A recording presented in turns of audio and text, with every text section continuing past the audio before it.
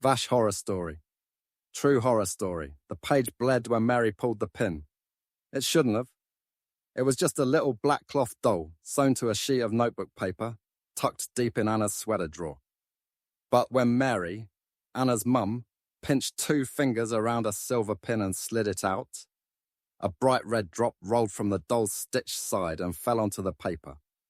At the very same second, from the bedroom across the hall, Anna gasped. Mary spun toward the doorway. On Anna's arm, in the same spot as the doll's stitch, a tiny red bead formed and grew.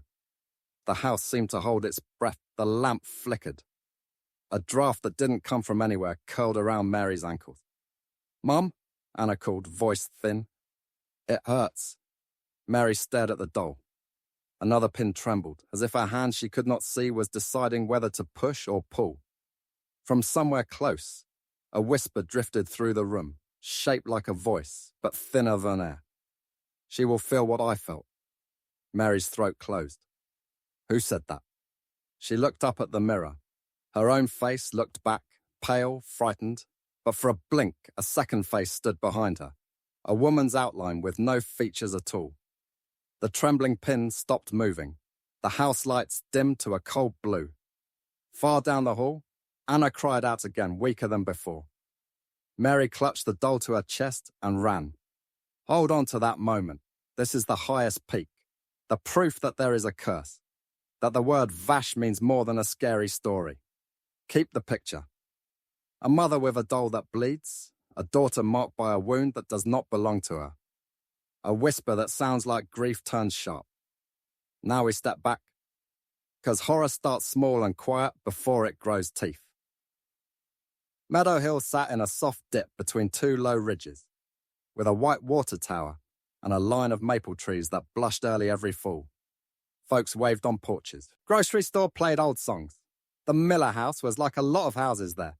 2 stories, blue shutters, a porch swing that creaked a little in the evening. David Miller worked long hours at a shipping yard by the river. Mary kept lists and plants and stories about when fun things were easier. Their daughter Anna once filled that porch swing with laughter. Then one day she didn't. At first it was small. Anna skipped breakfast a few times. Stayed late in her room, said she wasn't hungry, wasn't tired, wasn't anything. "Teen stuff, Jem," David told Mary. "Midterms tires us," he said. "She'll bounce back." But the shape of the days changed. Anna stayed behind a locked door. She talked to herself in a voice like she was telling secrets to someone who wasn't there. The mirror over her dresser turned to face the wall. A candle burned in daylight, steady and tall, even when the window was open. "Anna, dinner," Mary said for the 3rd time that night. No answer. "Anna, David said, knocking lightly. "We're worried, kiddo." Still nothing. Worry can be patient only so long.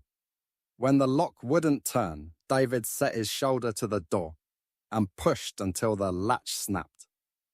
The door swung open on a breath of cold air. Anna sat on the floor, knees tucked under, facing the wall. The overhead light was off, but a single candle on the desk burned with a flame too tall for its wick. In her hand, a black crayon moved in tight, spiraling lines. The paper on the wall showed a woman's shape with no face, ringed by circles of dark smoke. "Anna," David said, trying to keep his voice gentle. "Sweetheart, what is this?" She didn't look at him. She tore the page from the notebook in one slow rip, lifted it and folded it as carefully as someone folds a napkin at a fancy place. Then she put the corner of the paper in her mouth and began to swallow. "Anna!" Mary rushed forward. "Stop!" She reached it. But Anna's eyes flicked up, flat, distant. And for a breath, Mary felt as though she were the one being watched through glass. By the time she touched Anna's wrist, the paper was gone. That night, the bathroom door locked. The rush of water started. A scream came with it. The kind that empties a person of air. David crashed the door open. Steam blew out. The shower ran scalding hot, fogging the mirror. Anna lay on the tile, shivering and small.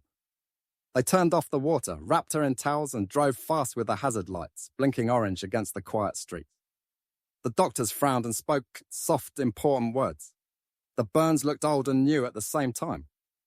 The thermometer lied. The monitors told stories the nurses had never heard before. There's no clear cause, the doctor said, careful, like stepping on the thin ice. It's as if the body is reacting to something the tests can't find. They kept her a week. She drank a little water and stared at nothing. At night she woke calling Mum, in a voice like a ghost learning to speak. When they brought her home, she slept with the hall light on and woke to whisper, "Something is inside my skin. It wants to drive." Sharon, the housekeeper who had helped Mary years before when Anna was small, came to sit beside the bed. She held Anna's hand and told her the story. About the summer of the big thunderstorm and the lemonade stand that blew away but somehow made the most money anyway. For a night, the house breathed easier. The next night, it didn't. Sharon heard it first. A whisper too low to be human. She sat up on the little mat by the bed and looked close. Anna sat upright, eyes open but not seeing, lips moving. The voice that came out was not Anna's. It was deeper and older, and carried a weight that made Sharon's hands shake. In the morning, the bedsheet was marked with tiny dots of red. The doctor didn't have words. "Like pins," he said at last. As if 1,000 tiny pins touched her. Mary washed the sheet. She changed the bandages the hospital sent home. She prayed under her breath and out loud. She told herself there had to be a reason you could find and fix. When she put away Anna's laundry, a sweater felt heavier than it should. She pressed her hand into the wall and felt something stiff and hidden at the bottom of the drawer. It was a doll, not the kind with a hard smile and glued-on hair. This one was made from black cloth, sewn with uneven stitches, stuffed just enough to hold its shape. Pins studded it, silver heads catching the light. The doll was taped to a page torn from Anna's school notebook. Across the top, in a cramped, careful hand, someone had written one word: VASH. Mary didn't know what the word meant, only that looking at it made her mouth go dry.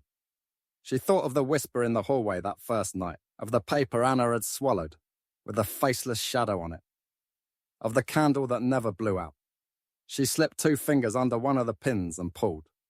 In the room down the hall, Anna gasped.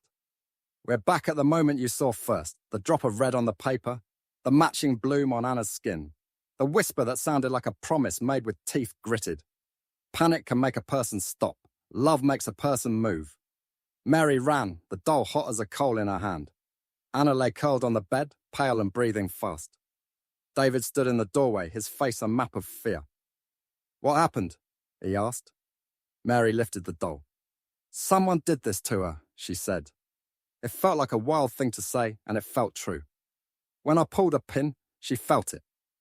David took a step back as if the cloth could bite. "That's not possible," he said, but his voice didn't believe himself. Anna opened her eyes. They were her eyes. The same green-brown she'd had since she was little. But behind them, something else watched. "Don't take them out," she whispered. "If you take them out, she'll know." "Who?" Mary asked. Anna's gaze moved to a corner of the ersatz, where there was only wall and a tangle of light. "His mother," she said. Later that night, when Anna finally slept, Mary sat at the kitchen table with a doll and a cup of cold tea she had forgotten to drink. She opened her laptop and typed the word VASH.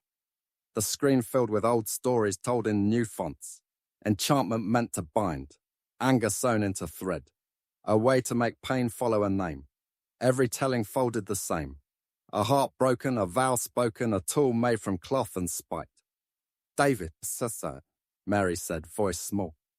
"I think someone cursed our daughter." They went looking for a why. Answers hide in people, not just in books. They made the kind of calls you make when you need to understand the last year quickly. In the calls, pieces fit into place. A quiet boy from Anna's school named Michael Hale. A confession made and a cruel laugh in return.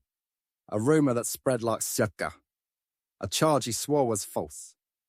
A cell where his mind unravelled. A funeral on a Tuesday when the sky could not decide between rain or sun. Mary pictured a woman at a table like this one, staring at a picture framer, saying a sentence out loud to an empty room so that it would be real. "You made my child suffer, now you will feel it too." A vow is a road. It leads somewhere whether you mean to walk it or not. For a few days, the house had what passes for calm in a storm. The fever faded. The bandages stayed clean. Anna ate toast in careful bites. She even smiled once at Sharon when the old movie they watched made a joke about a dog that knew more than the people.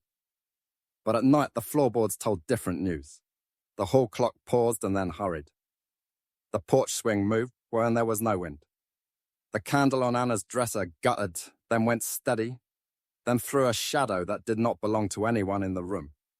Rachel, a neighbour who had grown up with Anna, and still came by her with the easy loyalty of her childhood, sat at the foot of the bed and read aloud from a book about a girl who learned to be brave by telly, and the truth, even when telling it, made her voice shake. "You can borrow my bravery," Rachel said, and Anna smiled in a way that hurt to see, soft and sorry. "You remember that boy from school?" Anna asked one afternoon, staring at a knot in the ceiling. "Michael, he said he liked my laugh. I told everyone I thought it was gross." She paused. "I was mean because the world was mean to me first. That's not an excuse. It's just the shape of the truth." Mary's throat ached. "We will make this right," she said, not knowing how. A right path opened itself, thin but real. Tell the truth to the person who had been hurt most. Ask for forgiveness, even if you did not deserve it. Try to set down the weight you put on somebody else's shoulders. They found Mrs. Hale in a small white house at the end of a street that curled like a question mark. Her porch held potted plants and a chair with a cushion faded by sun. The bell made a sound like a spoon on a glass. She opened the door slow, as if she had learned that quick doesn't bring back what you lost. Mary did most of the talking at first. "You don't plan speeches like this. They grow in your chest while you drive. We're here because of Anna," she said. "Something is happening that we don't know how to stop." She told as much of the story as she could without making Mrs. Hale carry it too. She held up the word VASH without letting it become an accusation. Mrs. Hale listened with hands folded tight. When she finally spoke, her voice sounded like the last page of a long book. "You already know what my son went through," she said. "You want to know what I went through? I sat beside a phone that didn't ring. I looked at a bed where no one slept. I learned how to be a person with a hole in the middle." She lifted her eyes. "Grief can grow teeth," she said. "If you feed it anger, those teeth learn to bite." Mary swallowed. "Did you?"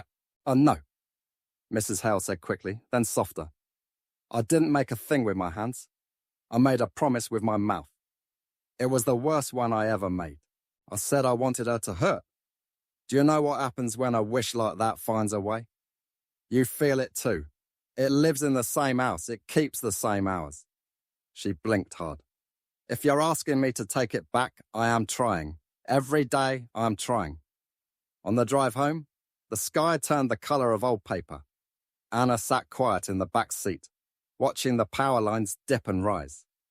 "She didn't do it," she said at last. "But someone did. Something did." At dinner, nobody wanted the chicken. The candle in the center of the table burned shorter than it should have. David turned the radio on too loud, then off again too fast. In the night, the whisper in the hallway came closer. Please understand, not every minute was haunted. Some minutes were just minutes. The dog from next door barked at a squirrel. The washing machine thumped a sock loose. The mail held a coupon that was actually useful, but the bad minutes spread like ink in water. It got worse on a Tuesday, late.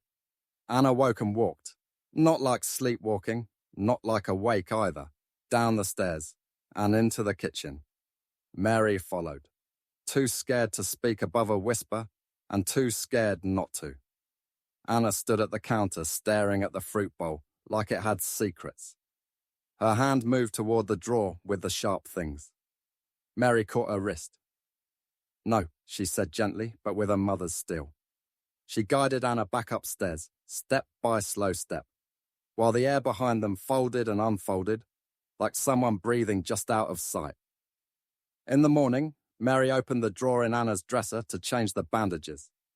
The doll was gone. A cold ran through her like falling into winter water. She emptied the drawer onto the bed, Sweaters, socks, the blue scarf Anna made at camp in 5th grade. Nothing. She checked the closet, the shoebox under the bed, the pocket of the jacket with a missing button. "David," she called. "It's here." He came running. "Maybe that's good," he said too quickly, the way you say a thing you need to be true. "Maybe it's over." A shadow slid across the wall. No person to cast it, no car passing outside. And paused over the mirror that faced the room again. Words appeared in the fog on the glass, as if a hand were tracing them from the other side. He didn't die in vain. The lamp flickered, bright then dim. The air leaned colder. From Anna's room came the sound of paper tearing. A long, slow rip like a page giving up. Mary and David looked at each other and ran. They burst through the doorway. The candle by the bed had burned down to nothing. The sheets lay smooth and empty. The window was closed and latched. On the wall above the headboard, someone had written in charcoal black strokes the letters pressed hard enough to dent the paint. "Forgive me, Michael." "Anna," Mary said. But the house answered for her. From somewhere just beyond the doorframe, just beyond the stair, just beyond the reach of any light, a whisper rose, soft, shaking, and not alone. It sounded like a girl and a woman speaking at once. "I'll make it right." The hallway draft curled like a hand around Mary's wrist. The upstairs light popped, leaving only a pale wash from the street. For a heartbeat, the mirror showed 3 people in the doorway. Mary, David, and a woman made of shadow, with no face at all. The smell of blown-out candle filled the room. Something moved in the closet. We stop here, not because the story's over, but because the rope is pulling tight. The next chapter begins at this exact second. A mother's hand on the closet handle. A father's breath held. A curse that has learnt their names and a choice that will cost something either way. Mary's fingers touched the closet handle. The house went quiet, like it was listening. David stood behind her, one hand on her shoulder. But, in the mirror across the room, the shadow woman waited with no face at all. Mary pulled. Inside on the top shelf, the little black cloth doll lay by itself on a folded sweater. No tape, no pins. But the pins hadn't vanished. They were floating, hanging in the air like tiny silver bugs, shaking in places as if a hand you couldn't see was deciding what to do. One pin tilted toward the doll's chest. "Stop," Mary said, voice shaking. "Please, stop."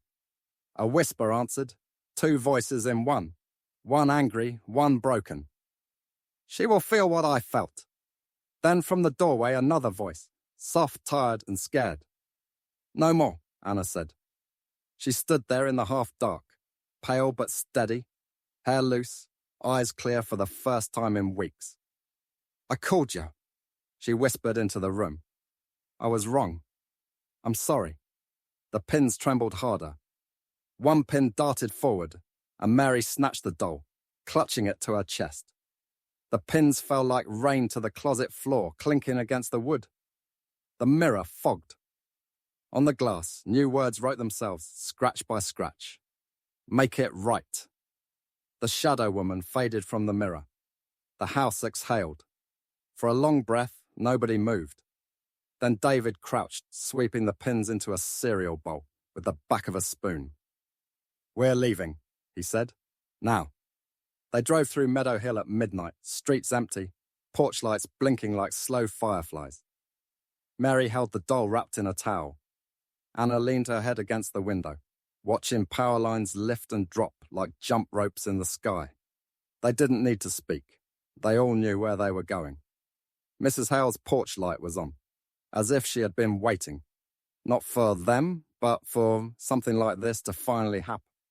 When she opened the door, her eyes were already wet. "I don't know how to fix it," Mary said, straight to the truth. She held up the doll. "But I think we have to fix it together." Mrs. Hale stared at the cloth in Mary's hands, then at Anna. "Do you know what I wished?" she asked, voice small. Anna nodded. "Pain," she said. "You wished me pain. I gave it room to live." Her eyes filled. "I was cruel to Michael. I made the whole school laugh at him. Then I pretended I didn't hear it when the lies started." I'm sorry. I'm so sorry. The wind moved through the maple trees like a slow breath. Somewhere a dog barked once and went quiet again. Mrs. Hale stepped back from the doorway. Come in, she said, but we won't stay. We'll go to him. They drove to the small cemetery at the edge of town. It wasn't scary there. It was clean and plain, with little flags and fresh flowers and a wooden bench that wobbled. Dew shone on the grass like stars that had settled down to rest. They found Michael Hale's stone easily. Someone had taped a school picture to the corner. A shy smile, a lopsided tie. Mary set the doll on the ground. Mrs. Hale knelt. She didn't touch the doll. She touched the earth. Michael, she said, the name both a prayer and a hello. I spoke a bad wish. It grew teeth. I take it back. I take it back. Anna knelt too. I was unkind, she said. I hurt you because I thought it made me strong. It made me small. I am sorry. I am sorry. David stood with his hand on Mary's shoulder, steady as a porch post. The doll lay quiet. No pins moved, no flame flickered. It looked like what it was, cloth and thread. Is that it? David asked, not rude, just human. He wanted it to be enough.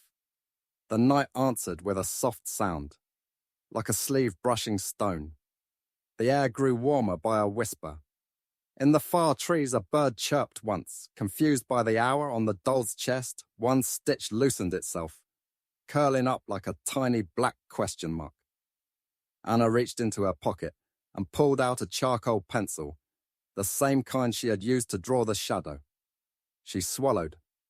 Can I write? She asked no one and everyone. Mrs. Hale nodded. Yes. On the blank back of the old worksheet the doll had been taped to, Anna printed carefully, I told. A lie about you. I let another lie grow. I am sorry. Forgive me. If not today, then someday. She placed the paper under the doll. Mary took a breath she had been holding for a month. If there is anything left to let go, she said gently, to the night, and the earth and the place inside grief where wishes live, we let go. They stood like that for a while. 4 people, a small doll, a stone with a boy's name, and nothing dramatic happened. No thunder, no flash, just the slow and honest quiet of something heavy being set down. On the drive home, Anna fell asleep. Her face finally smooth, her hands open instead of clenched. Mary watched the rearview mirror as if a shadow might climb in. None did. David turned the radio on low. A soft old song filled the car and made the tired feel safe. Back at the house, they did the most ordinary thing they could think of. They made breakfast, even though it was 2 a.m. Pancakes, too much syrup. Sharon came in her robe when she saw the lights on and cried a little when Anna hugged her, then laughed because the syrup stuck to her sleeve. The next days were not perfect. Curses do not melt like snowmen. They fade like echoes. Anna slept a lot. Sometimes in the afternoon, she stared out the window and her eyes went far. But at night, the house stayed warm. The candle, when they lit it, behaved like a candle. The mirror showed only the people standing in front of it. The closet held only clothes. The bowl of pins stayed heavy on the top shelf of the pantry. And sometimes Mary touched it, the way you touch a scar you've made peace with. A week later, they went back to the cemetery with flowers and a small stone Anna had painted, Sorion in careful blue. Mrs. Hale met them there, bringing a thermos of lemon tea. They sat on the wobbly bench and told a silly story about Michael's crooked tie and that school picture, and how he would have made fun of it first, just to beat them to the joke.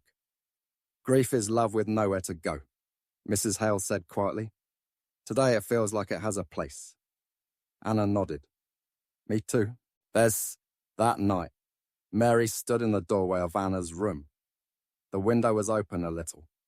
The curtain moved like a slow wave. Anna slept with her hand on a book, a tiny smile in the corner of her mouth. On the wall above the headboard, the words, "Forgive me." Michael had faded until they looked like the memory of chalk. Mary went downstairs. David was waiting with 2 mugs of cocoa. They sat on the porch swing. It creaked in the friendly way again. "Do you think it's over?" he asked. Mary listened to the crickets and the far train and the late-night TV 2 houses down. She thought about vows and wishes, about anger that grows teeth and love that grows hands. She thought about a doll that bled when a pin moved, and a mother who said make it right, and a girl who did. "I think," she said, "the worst part is over." From somewhere deep in the house came a sound like tissue paper tearing. Mary stiffened and then relaxed, smiling. It was only the old tape on a cardboard box in the hall, finally letting go. They slept. Weeks passed. Summer tilted toward fall. The maples on the ridge began to blush. Meadow Hill went on being Meadow Hill. Little parades, garage sales, letters lost and found again. People forget quickly and remember slowly. The Miller family learned to do both at once. One evening, a small padded envelope arrived with no return address. Inside was a glass jar filled with nothing. Clear air. On the lid, a note in thin blue pen for what we let go. Mary put the jar on the mantel beside a picture of Anna with braces and a crooked ponytail, and another picture of a boy in a lopsided tie. The empty jar caught the late sun and made a tiny rainbow on the wall. That night, as Mary tucked Anna in, Anna whispered, "Sometimes I still hear a voice." Mary's heart paused. "What does it say?" Anna smiled, sleepy and safe. "It says we thank you." Mary turned to it says, "F of the lamp." The house felt like a held hand, warm, steady, real. Outside, Meadow Hill breathed, and the wind in the maples sounded like pages turning. And somewhere, where wishes go when they finally learn to rest, 2 words settled down and stayed. Made right.